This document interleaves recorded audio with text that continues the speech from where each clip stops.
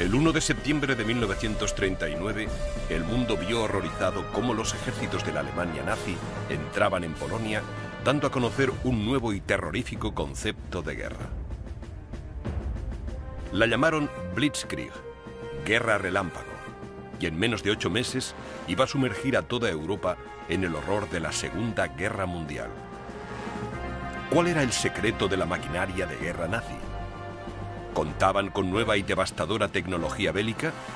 ¿O fue simplemente cuestión de una eficacia implacable?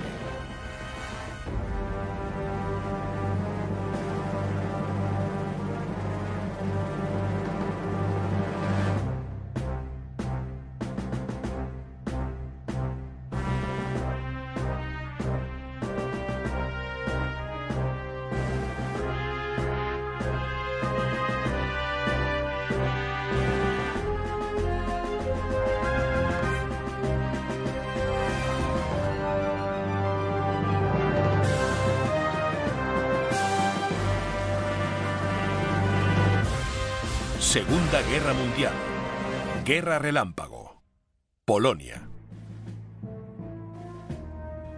Cuando la Primera Guerra Mundial llegó a su fin en noviembre de 1918, Alemania, como perdedora, fue despojada de su industria pesada, su ejército y gran parte de su antiguo territorio. Alsacia-Lorena pasó a formar parte de Francia, Renania se unió a Bélgica y los Países Bajos, los Sudetes a la recién creada Checoslovaquia y el puerto báltico de Danzig fue entregado a Polonia.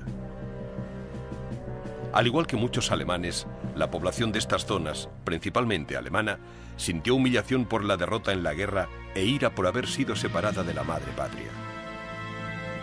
Cuando Adolf Hitler subió al poder en 1932, se encontró con una nación a las puertas del colapso social y económico, pero estaba decidido a reconstruir su país y vengarse de sus enemigos. Alemania, que había sido una gran potencia centroeuropea, solo tenía permitido mantener una fuerza pacificadora de no más de 100.000 hombres, sin tanques, aviones ni artillería pesada. Ante tales recortes, la industria pesada alemana se había hundido. Públicamente, Hitler insistía en que Alemania se atendría al Tratado de Versalles, el tratado de paz de la Primera Guerra Mundial. Pero en claro desafío a las sanciones internacionales, emprendió la reconstrucción del ejército alemán como primer paso de un plan a largo plazo para recuperar los territorios que Alemania había perdido. Si Adolf Hitler quería que sus planes de conquista tuvieran éxito, debía llevarlos a cabo lentamente, con cuidado y en secreto.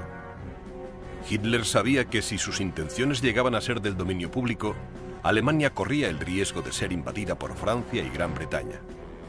El alto mando alemán entendía que el restablecimiento de una Alemania fuerte requería, en primer lugar, un programa de rearme a gran escala y, en segundo lugar, una estrategia militar que permitiera a Alemania vencer a sus enemigos con rapidez y decisión.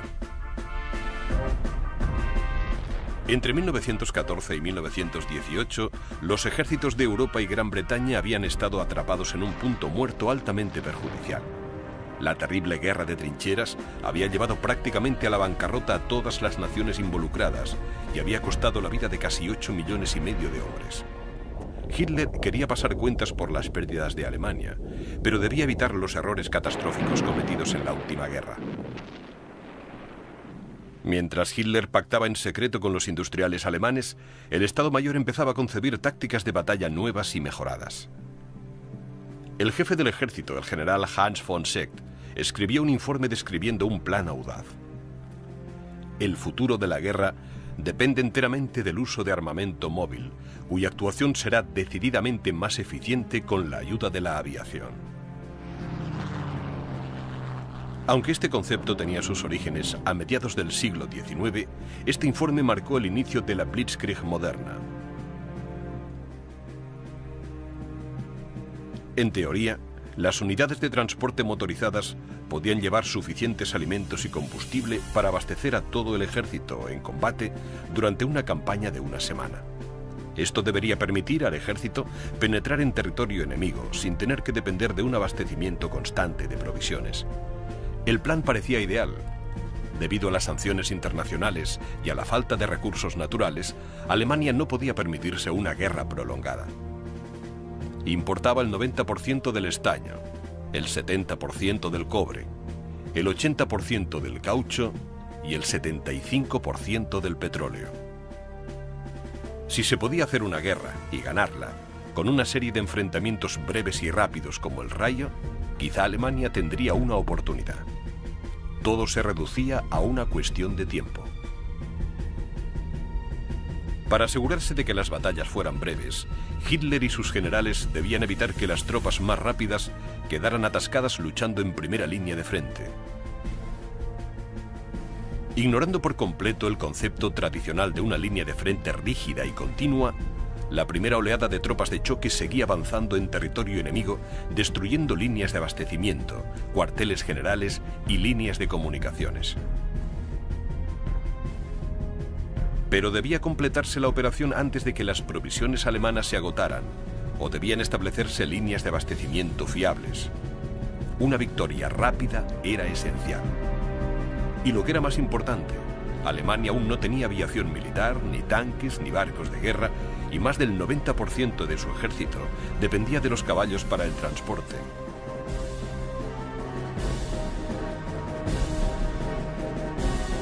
El rearme y la modernización se convirtieron en la máxima prioridad de Hitler. Se podían construir pequeños componentes de aviones y armamento en fábricas pequeñas y montarlos en otra parte, pero la enorme maquinaria requerida para fabricar vehículos militares pesados, como los tanques, no podía construirse en unos pocos meses, ni siquiera en unos años.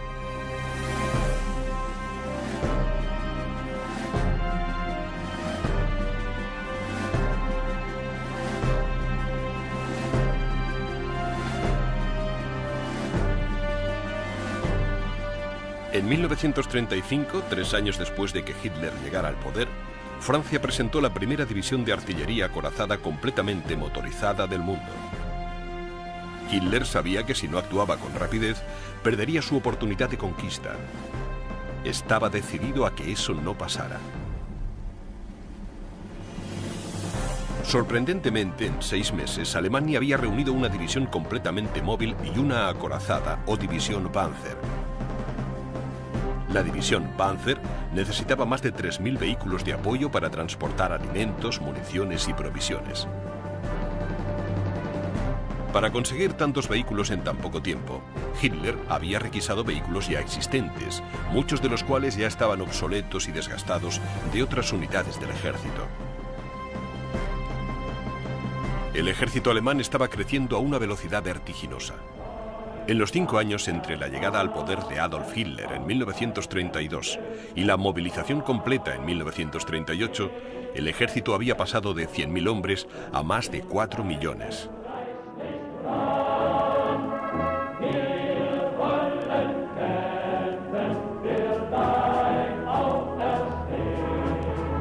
En consecuencia, la ya insuficiente cantidad de vehículos militares alemanes fue aún más insuficiente.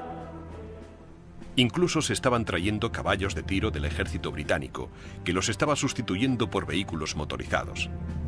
Aparte de las pequeñas divisiones motorizadas que Hitler desplegaba constantemente ante las cámaras de los noticiarios, el ejército estaba formado por millones de hombres con poca o ninguna preparación, vehículos viejos, muchos requisados de la industria privada, y miles de caballos viejos. La mermada industria alemana no podía cubrir las necesidades de un ejército tan grande. Sin embargo, esto no detuvo los planes de Adolf Hitler. Poco a poco, estaba consiguiendo lo que quería: un ejército enorme para desfilar delante de las narices de sus enemigos europeos y británicos, y se deleitaba exagerando su tamaño y potencia.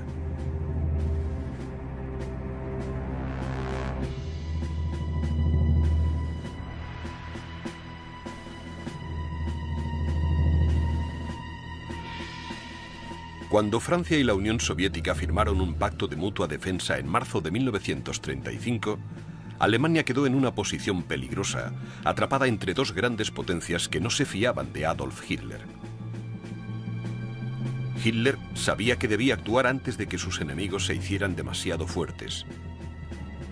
El 27 de febrero de 1936, las tropas alemanas penetraron en tierras ocupadas por Bélgica, Holanda y Francia al entrar en Renania. El primer intento de Hitler de recuperar los territorios perdidos alemanes se saldó sin resistencia. Francia y Rusia no intervinieron. Embriagado por la fácil victoria, el dictador alemán dejó claro que tenía intención de integrar las ruinas del antiguo imperio austríaco en una nueva y mayor Alemania. Austria navegaba a la deriva desde la caída de su monarquía al término de la Primera Guerra Mundial, y muchos ciudadanos austríacos se alegraron mucho de la unificación con Alemania. Utilizando como arma la presión diplomática, los nazis comenzaron a intimidar al débil gobierno austríaco, dejando claro que solo tenía dos opciones: rendirse o prepararse para una invasión inmediata. En marzo de 1938, exactamente 2 años después de la invasión de Renania, las tropas alemanas cruzaron la frontera austríaca. Esto le dio a Hitler la primera oportunidad de comprobar la eficacia de sus recién creadas divisiones Panzer en maniobras a grandes distancias. Los resultados dejaron mucho que desear. Las reservas de combustible no bastaron para cubrir el gran consumo de los tanques. Las divisiones Panzer consumían cantidades enormes de combustible por cada kilómetro que avanzaban y se veían obligadas a detenerse para repostar. Para empeorar las cosas aún más de una tercera parte de los tanques se estropearon antes de llegar a la capital de Austria, Viena. Pero el comandante de la división, el general Heinz Guderian, aprendió mucho sobre la movilización de grandes divisiones acorazadas. No volvería a cometer los mismos errores. Sin embargo, Hitler estaba exultante. La invasión fue un éxito total y la Anschluss, o la incorporación de Austria al Tercer Reich, se había completado. Europa y Gran Bretaña empezaban a ponerse nerviosas. Era obvio que Adolf Hitler era un hombre peligroso, pero el miedo de provocar una catástrofe de las proporciones de la Primera Guerra Mundial les impedía iniciar un conflicto armado.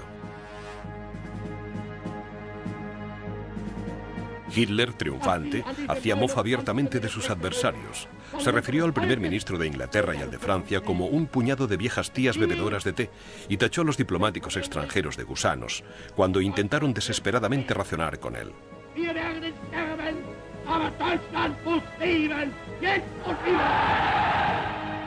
Creyendo que podía seguir adelante con prácticamente cualquier tipo de agresión sin encontrar una oposición seria, Adolf Hitler centró su atención en los Sudetes, una zona de cerca de 30.000 kilómetros cuadrados de antiguo territorio alemán que había sido confiscada al término de la Primera Guerra Mundial para ayudar a la creación de la República de Checoslovaquia. A pesar de que Hitler había dado su palabra de que los checos no tenían nada que temer, los Sudetes eran ricos en recursos naturales y era un centro de industria pesada. Su anexión era esencial para el rearme de Alemania. Esta vez no hubo maniobras políticas, nada de peticiones, nada de opciones. El Führer simplemente anunció que los Sudetes pertenecían a Alemania. Gran Bretaña y Francia celebraron precipitadamente una reunión tras otra, primero con Hitler y después con Emil Hácha, el presidente checo. Mientras intentaban pararle los pies a Hitler, Gran Bretaña y Francia dejaron claro a Checoslovaquia que no podían arriesgarse a provocar una guerra mayor para salvar los Sudetes.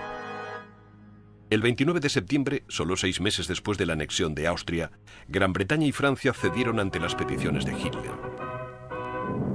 El presidente checo no fue consultado.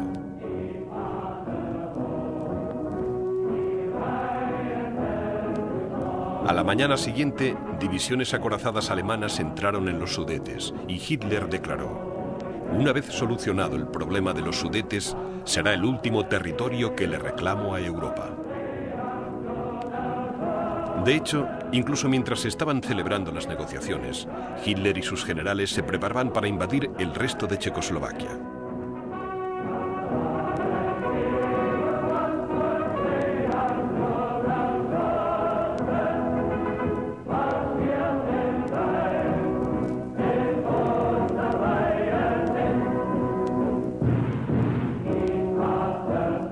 26 semanas después de perder los Sudetes, el presidente checo Emil Hácha fue invitado a Berlín para reunirse con Hitler.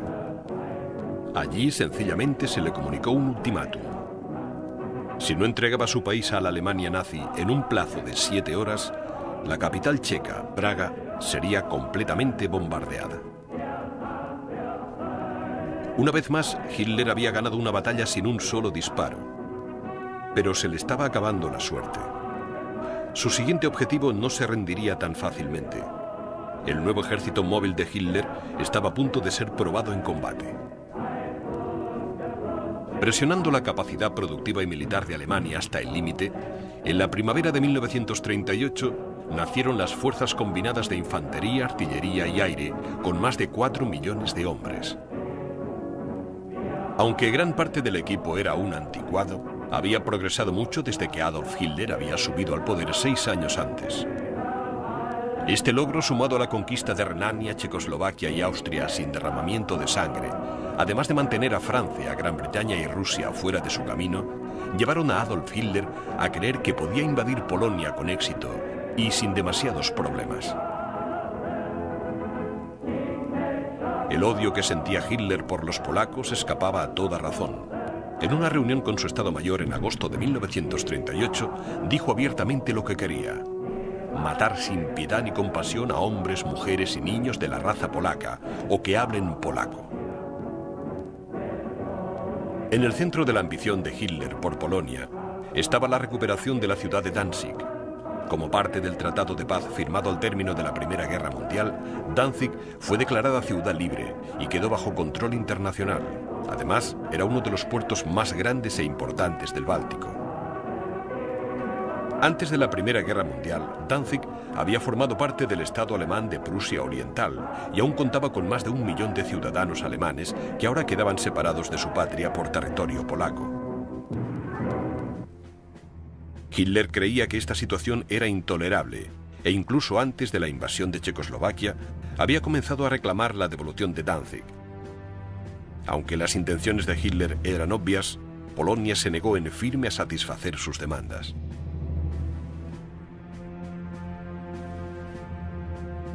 Hacía falta inventar un pretexto para que la invasión de Polonia no pareciera un paso más de la Alemania nazi hacia la guerra generalizada.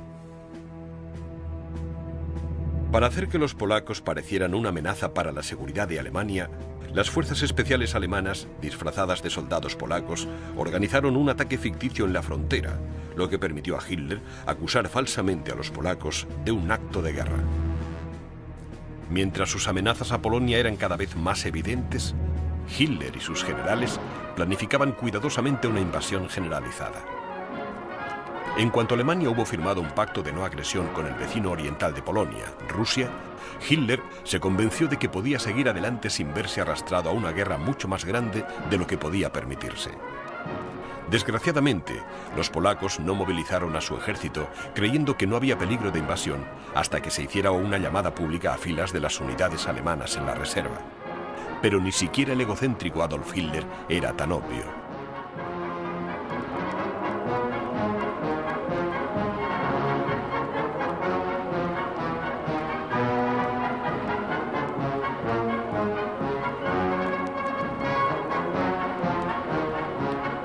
Con el pretexto de realizar maniobras militares, el ejército alemán empezó a desplegarse a lo largo de la frontera polaca la mañana del 26 de agosto de 1939.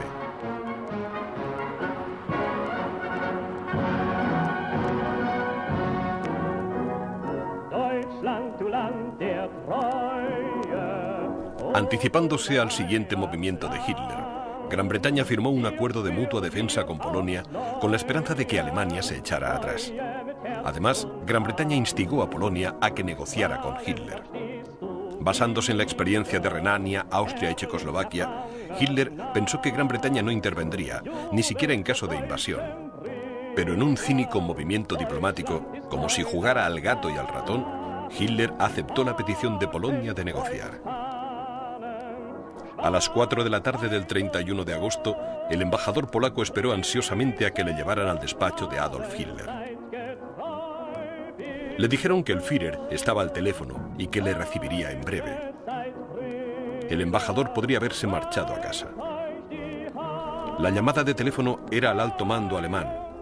Se les ordenó que siguieran adelante con la invasión de Polonia a la mañana siguiente. La eficacia de la Blitzkrieg estaba a punto de ser puesta a prueba. La invasión de Polonia había sido planeada a la perfección. Los oficiales de campaña habían recibido instrucciones precisas y en un avance de lo que sería la guerra moderna, se coordinaron estrechamente los ataques por tierra y por aire, pero el éxito definitivo dependería de la rapidez y la eficacia.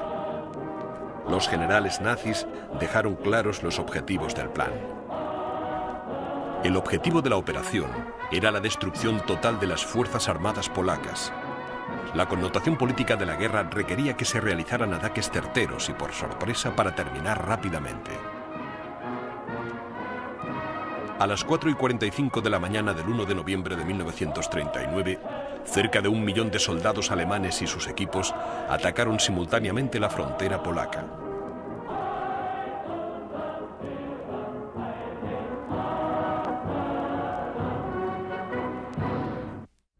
Para asegurarse una victoria rápida y segura, las fuerzas alemanas avanzaron en dos frentes.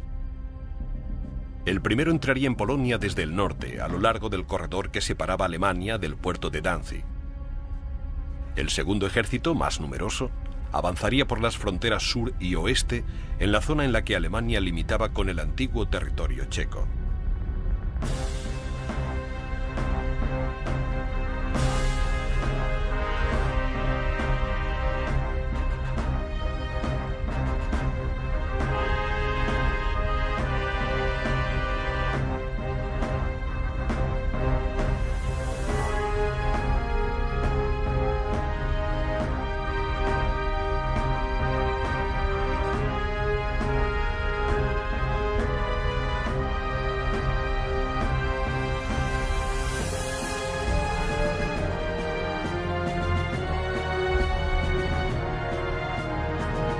Unidades de choque alemanas encabezadas por tanques y coches blindados y secundadas por bombarderos Stuka y cazas Messerschmitt rompieron las líneas enemigas, pero en lugar de detenerse a luchar en la línea de frente, siguieron adelante, directamente hacia el corazón de Polonia.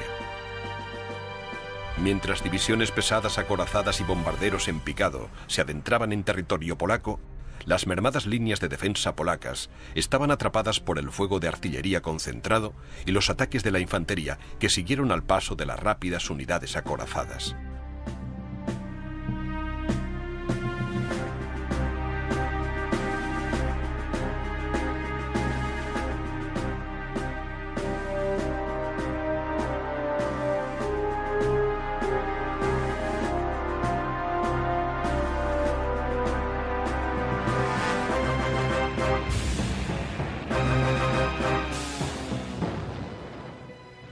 Todos los bombarderos en picado disponibles proporcionaron apoyo a las tropas de tierra alemanas.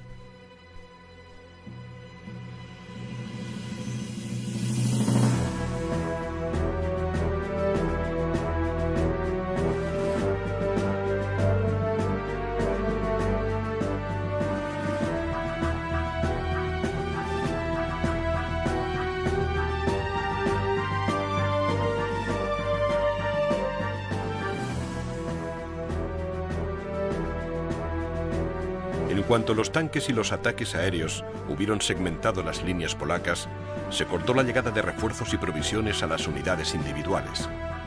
Eso las convirtió en una presa fácil para la infantería alemana, que sacaba provecho de su ventaja hasta que los polacos se rendían o eran eliminados. Obligando a los polacos a un aluvión constante de batallas campales cerca de la frontera alemana, Hitler esperaba mantener intactas sus propias líneas de abastecimiento y evitar que los polacos se retiraran para reorganizar sus defensas. El alto mando alemán esperaba en secreto que el rápido movimiento de las tropas y el equipamiento desviaría la atención del hecho de que los tanques y la artillería pesada, que aún eran terriblemente escasos, se repartían esporádicamente por todas las fuerzas alemanas. Si todo iba bien, la Blitzkrieg se movería tan rápido que no podría establecerse ninguna línea de frente permanente. Para deleite del alto mando alemán, las líneas de frente cambiaban de hora en hora, llevando a las fuerzas alemanas cada vez más hacia el centro de Polonia. Con las tropas polacas luchando por su vida, los tanques y los aviones alemanes empezaron a concentrarse en la destrucción de vías de tren, cuarteles militares, centros de comunicaciones y de abastecimiento, evitando así aún más que las fuerzas polacas se reagruparan. Puesto que la mayor parte de las líneas de tren que unían a los dos países se encontraban en el sur de Polonia, ese sería el primer objetivo del Grupo Sur del ejército alemán.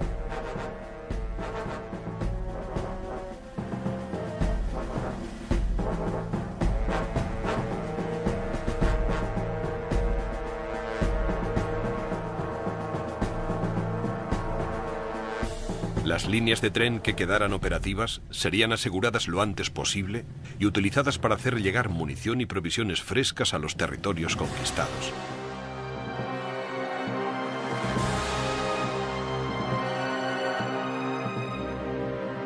El objetivo principal del Grupo Norte del ejército era capturar Danzig y después dirigirse al sur, hacia la capital de Polonia, Varsovia. Eso evitaría que las fuerzas polacas en retirada establecieran una línea defensiva alrededor de la ciudad.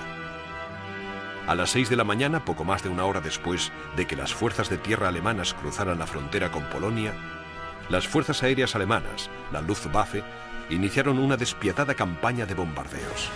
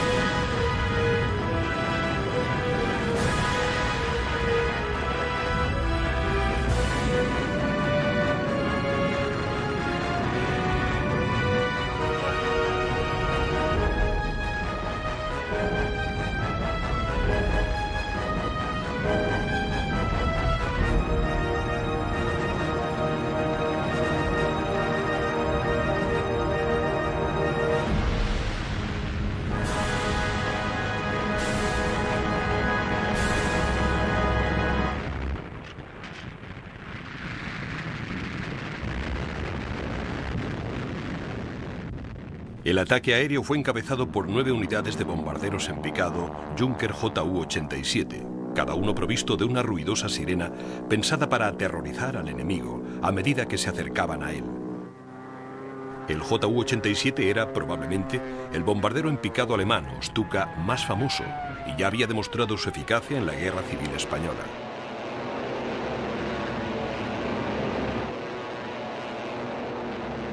Los Stukas podían soltar su carga con una precisión escalofriante, descendiendo súbitamente para soltar su carga mortal sobre las ciudades y las tropas polacas.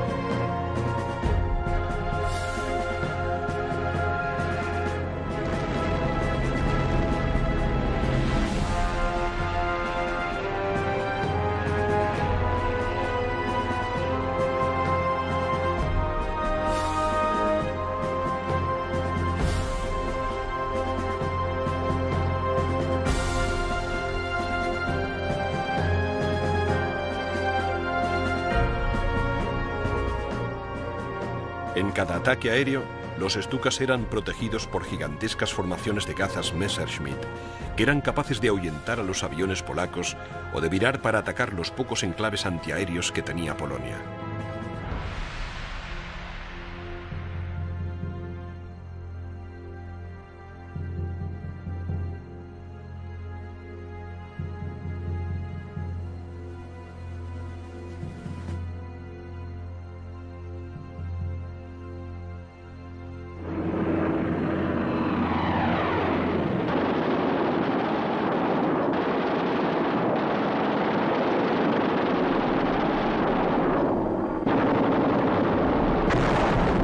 El objetivo inmediato de la campaña aérea era destruir los centros de comunicaciones y de despliegue militar y evitar así cualquier intento de las fuerzas polacas de mantener la coordinación. Desde el principio de la campaña, la capital de Polonia, Varsovia, fue sometida a intensos ataques aéreos y los campos de aviación polacos fueron destruidos sistemáticamente antes de que muchos de sus aviones pudieran despegar.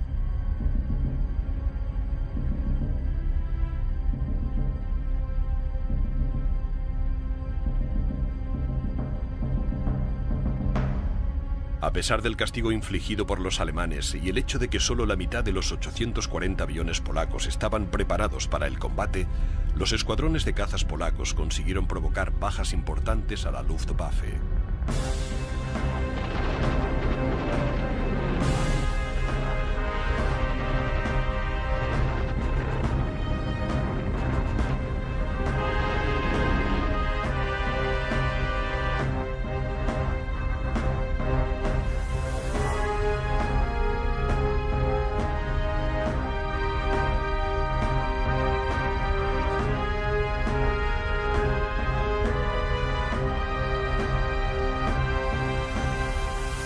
Al término del primer día de enfrentamientos, la Blitzkrieg iba según el plan. Los polacos huían ante el avance alemán. Las suaves llanuras del oeste de Polonia resultaron ser muy ventajosas para los alemanes y un problema para las defensas polacas. El paisaje abierto y seco de finales de verano era ideal para el rápido avance de la artillería y la infantería alemanas. Si las lluvias de otoño hubieran llegado 2 semanas antes, los campos y pastos se habrían convertido en un mar de barro y cieno que habría atrapado a hombres y máquinas.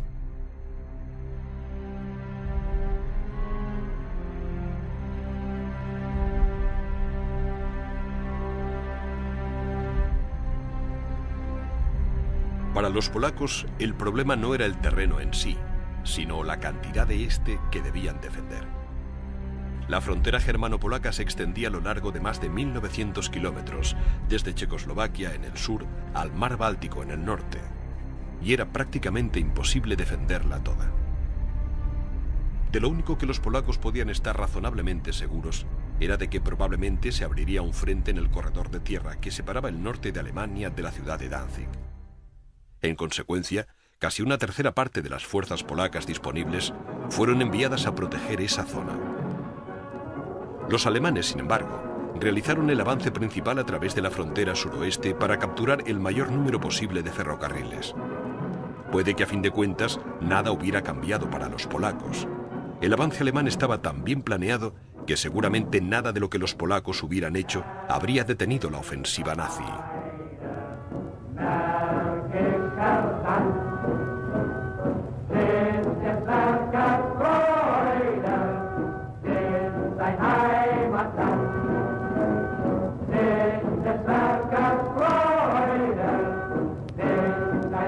En todos los puntos por los que el ejército alemán entró en Polonia, sus tropas estaban dispuestas para ayudarse el máximo las unas a las otras y para infligir el máximo daño a los polacos. 2 o 3 columnas de unidades acorazadas o de infantería avanzaban simultáneamente y muy cerca las unas de las otras. Con el apoyo de otras columnas que se mantenían cerca, las unidades podían ayudarse mutuamente cuando fuera necesario.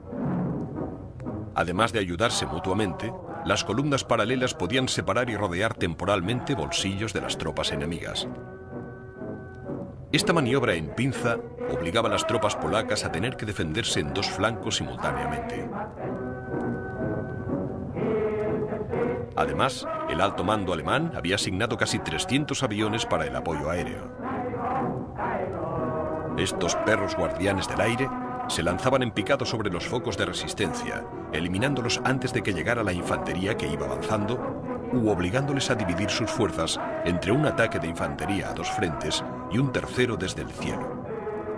Las tácticas alemanas eran tan devastadoramente eficaces que incluso la infantería, que tenía que cargar con equipos transportados por caballos y howitzers de campaña de 1,5 toneladas, podía avanzar cerca de 50 kilómetros al día en territorio polaco, destruyendo las defensas polacas a su paso o haciéndolas retroceder hacia el interior del país en un círculo cada vez más reducido, un círculo que terminaría cerrándose alrededor de las ruinas de Varsovia. Si podían escapar al ataque inicial de tanques y bombardeos aéreos o al concentrado avance de la infantería, las fuerzas polacas intentaban retirarse y reagruparse, pero eso también las conducía al desastre. Las unidades en retirada topaban con las columnas de apoyo que seguían avanzando hacia las líneas de frente, que ya habían sido superadas. Pronto las carreteras se llenaron de hombres y caballos que se desplazaban en dos direcciones a la vez.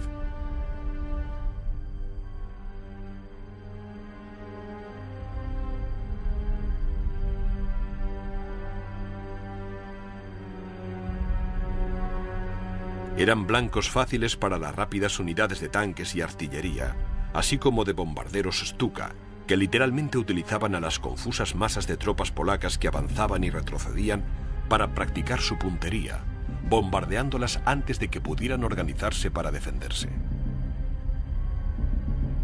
Para las unidades polacas en primera línea de frente, uno de los mayores peligros venía de la artillería de campaña alemana, que disparaba proyectiles de hasta 15 centímetros de diámetro y con un alcance efectivo de hasta 16 kilómetros.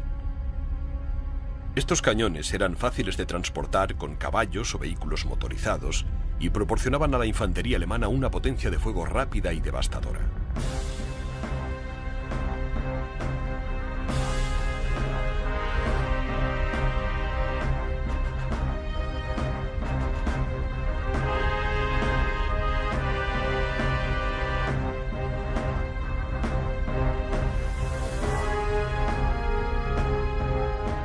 Los camiones semi-oruga y los oruga para el transporte de tropas eran más rápidos y maniobrables que los tanques. Además, su potencia les permitía cazar howitzers pesados y cañones antiaéreos y aún así seguir a los tanques. Los legendarios tanques alemanes o Panzers, a pesar de su temible aspecto y sus supuestas capacidades, eran el arma alemana de primera línea de frente más limitada.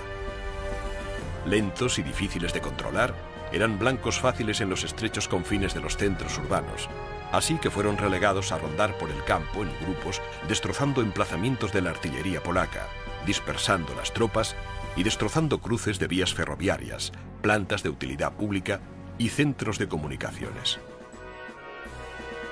Con una superioridad numérica de 15-1 ante los tanques polacos, los Panzers tenían poco de qué preocuparse. Sin duda, Hitler estaba ansioso por hacer alarde de su recién desarrollada potencia naval. Un ataque a la ciudad portuaria de Danzig debería haber sido una oportunidad perfecta. Irónicamente, el único barco alemán que entró en acción fue el Schleswig-Holstein, un viejo veterano de la Primera Guerra Mundial que había sido relegado a barco de entrenamiento. Aún así, el Schleswig-Holstein se acercó peligrosamente a la costa de Polonia el 1 de septiembre y casi a bocajarro bombardeó brutalmente la guarnición polaca.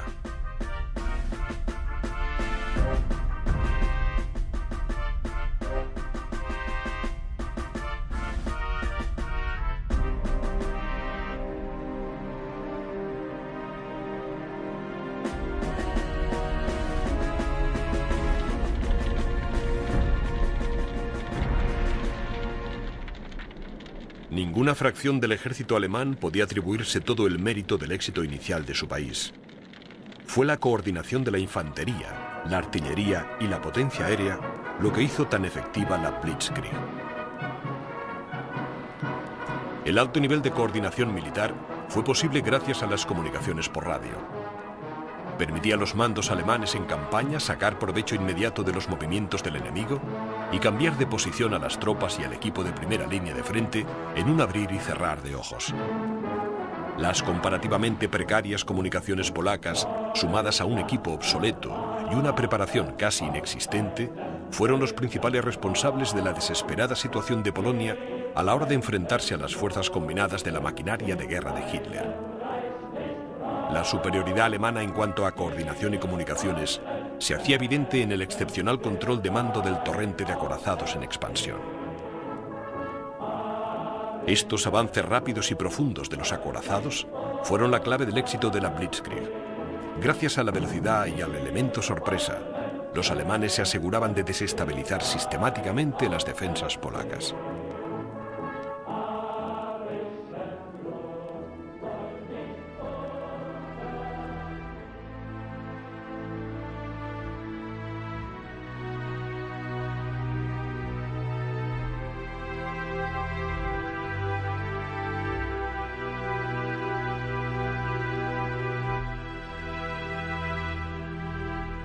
A pesar de que en 1939 Polonia tenía uno de los mayores ejércitos del mundo, la mayor parte de su equipo era el que había quedado de la Primera Guerra Mundial, y la situación se agravó porque el vacilante alto mando polaco solo consiguió movilizar a 17 unidades de infantería y a 6 brigadas de caballería trágicamente obsoletas cuando el ejército alemán empezó a cruzar sus fronteras.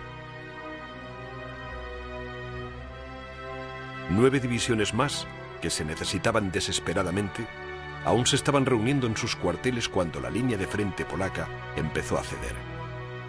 Una de las pocas unidades de tanques polacas que había entrado en servicio fue capturada por los alemanes cuando estaba siendo descargada de los vagones de tren que los transportaban hasta el frente. La artillería alemana los destruyó antes de que los polacos pudieran realizar un solo disparo. Pero cuando el ejército alemán se enfrentó a los polacos cara a cara, se encontraron con un enemigo deseoso de luchar con valentía para proteger su país. Unidades de caballería polacas magníficamente formadas, armadas con nada más que lanzas y rifles de cañones recortados, cargaban sin vacilar contra las enormes formaciones de tanques alemanes. Les habían dicho que eran modelos a escala hechos de cartón. Fue un esfuerzo valeroso, heroico y tremendamente fútil. Los soldados de caballería fueron ahuyentados de los campos de batalla o destrozados por completo.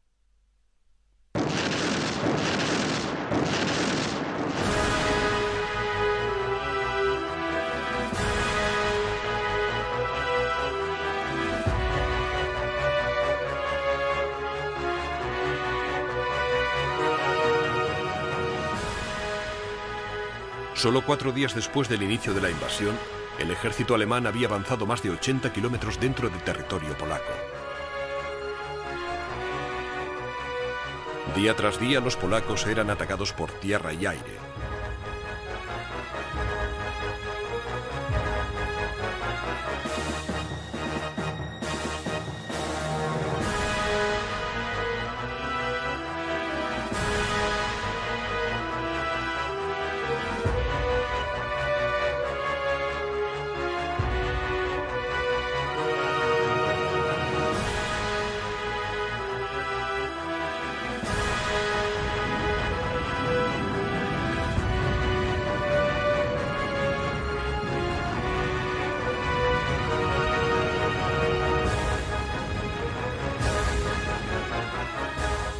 La maniobra en pinza de los alemanes rodeaba y capturaba una unidad polaca tras otra, y las que quedaban se retiraban en un desesperado esfuerzo por llegar a Varsovia, donde esperaban crear una última barrera defensiva para proteger la capital. La Blitzkrieg avanzaba sin piedad. Incluso los alemanes estaban sorprendidos por la facilidad con que se estaba llevando a cabo la invasión. Un joven soldado le escribió a su esposa: «Era tan parecido a las maniobras que nos costaba trabajo creer que era la guerra de verdad. Todo parecía tan bien ordenado». El 9 de septiembre, solo el 9º día de combate, el grupo norte del ejército alemán, que venía del corredor de Danzig, y el grupo sur, que venía desde el suroeste, se encontraron en la ciudad de Lubów, dividiendo así Polonia en dos. Cada uno de estos ejércitos había recorrido 320 kilómetros dentro del territorio polaco en poco más de una semana. Pero a los panzers alemanes no todo les iba bien. El 8 de septiembre, la cuarta división Panzer perdió más de 60 tanques intentando capturar los barrios periféricos de Varsovia. Para el 10 de septiembre, la mayor parte de las fuerzas polacas restantes estaban concentradas en Bolsillos al oeste de Varsovia. Cuando empezaron a avanzar hacia la capital, los alemanes utilizaron una vez más la maniobra en pinza, esta vez a gran escala. La 10ª división Panzer se desvió hacia el este, detrás de las líneas polacas, cortándoles la retirada hacia Varsovia. Cuando los polacos dieron media vuelta con dificultad a sus líneas defensivas, un segundo frente alemán apareció por el oeste. Los polacos estaban atrapados entre dos líneas de tropas alemanas en avance. La retirada se convirtió en un desastre, puesto que se cortó el paso a la defensa por todos lados. A las 2 semanas de guerra, estaba claro que los polacos habían perdido, pero se negaban a entregar su país a la Alemania nazi. Trasladándose de noche y luchando de día, bolsillos dispersos del ejército polaco luchaban para llegar a Varsovia, infligiendo todo el daño posible a los invasores.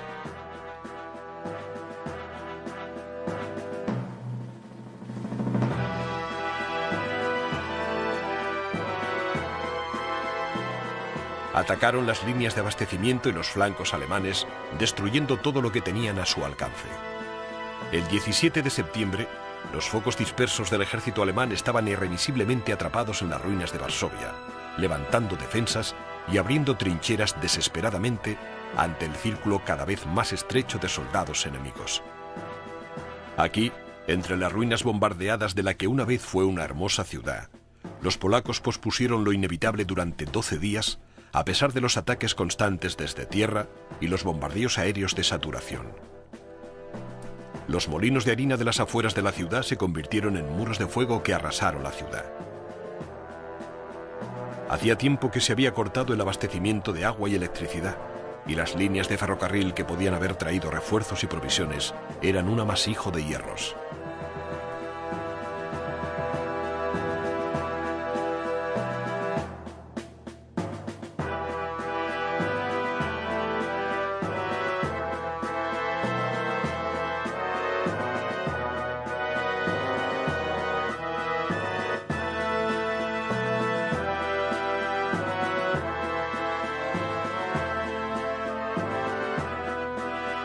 Cuando el 28 de septiembre Polonia finalmente se rindió, la destrucción era tan absoluta que incluso el general alemán Erwin Rommel quedó horrorizado.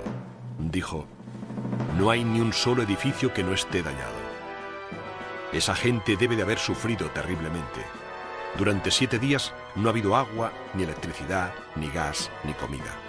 El alcalde calcula que hay 40.000 civiles muertos o heridos".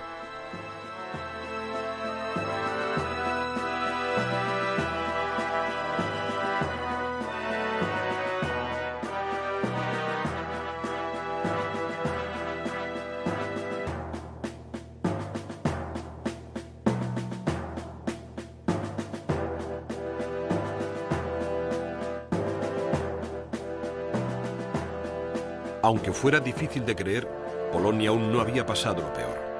Todos los territorios que quedaban al este de las líneas alemanas fue entregado a la Unión Soviética como gesto de buena voluntad de Adolf Hitler.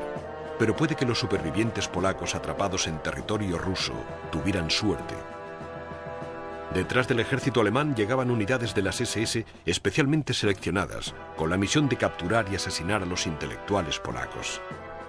Profesores, médicos, policías, miembros del clero de cualquier confesión, judíos, terratenientes, nobles y trabajadores del gobierno debían ser exterminados. Tras la primera semana de enfrentamientos, los comandantes de las SS ya se jactaban de 200 asesinatos al día. Para cuando Polonia finalmente se rindió, menos del 3% de las clases altas seguía con vida. Polonia iba a convertirse en una enorme cantera de trabajadores al servicio de la maquinaria de guerra alemana. El número total de polacos muertos durante las 3 semanas de campaña sigue sin determinarse, pero lo que está claro es que sobrepasó las 50.000 personas y cerca de 700.000 polacos fueron hechos prisioneros. En comparación, los alemanes perdieron apenas 10.000 hombres.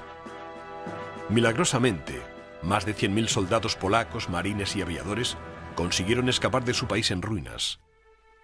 Se dirigieron hacia el este para unirse al ejército francés o a las fuerzas aéreas británicas, donde jugarían un importante papel eliminando a la Alemania nazi de los cielos durante la larga guerra que se avecinaba.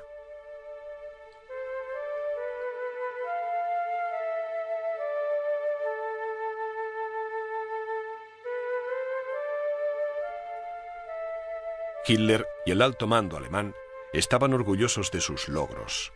La Blitzkrieg estaba siendo un éxito de la eficacia militar y la organización alemanas. Habían vencido a un enemigo casi indefenso y habían dado a sus soldados más experiencia en el campo de batalla que cualquier otra potencia europea. La moderna y motorizada maquinaria de guerra alemana había aplastado al ejército y las fuerzas aéreas polacas, que no estaban preparados para otro conflicto como la Primera Guerra Mundial. La velocidad y la apabullante audacia de las avanzadillas de los acorazados alemanes, con la ayuda de la eficacia mortal de los Stukas, habían dado al mundo la primera muestra de la Blitzkrieg. Las fábricas polacas fueron reconvertidas para manufacturar bienes y provisiones para la creciente maquinaria de guerra alemana. El pueblo polaco era obligado a deslomarse para sus nuevos señores en los infames campos de trabajo. Los cínicos estratagemas diplomáticos y la propaganda habían funcionado tan bien como la propia Blitzkrieg.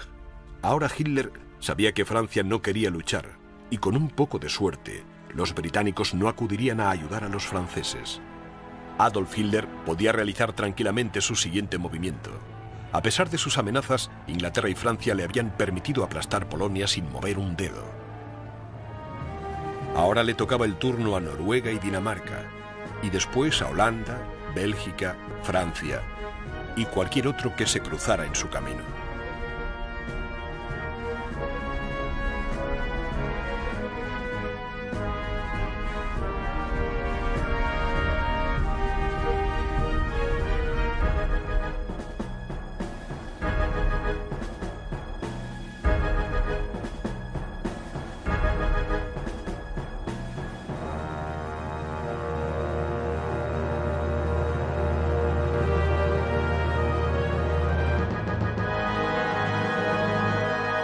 Hasta el momento, a Adolf Hitler y a la Alemania nazi todo les iba viento en popa. Pero el tiempo puede ser muy cruel, como Hitler acabaría descubriendo.